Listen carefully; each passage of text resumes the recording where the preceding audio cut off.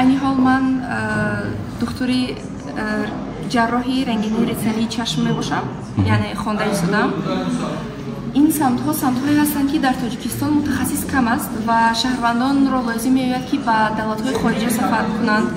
Ин аз ҷиҳати молӣ ба ҳамаи шаҳрвандони мо рост намегирад, барои он ки ҳамаи шаҳрвандон чунин шароит надоранд, ё ин ки духтурҳо аз дигар давлатҳо ба Тоҷикистон меоянду бо нархи хеле ҳам баланд ба шаҳрвандони мо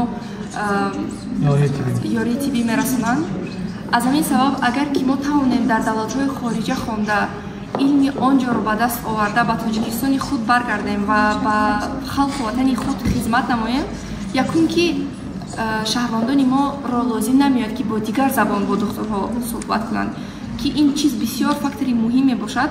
Вақте ки бемор метавонад бо духтур бо як забоне ки ҳардуяшон мефаҳманд тамоми дарди худро баён кунад, ин аллакай хело фосилаҳое ки байни онҳо мемонанд аз байн меравад ва бо шароити имрӯзаи шаҳрвандони худамонро донистан духтурони ватаниамон метавонанд беҳтар ба беморҳо хизмат намоянд.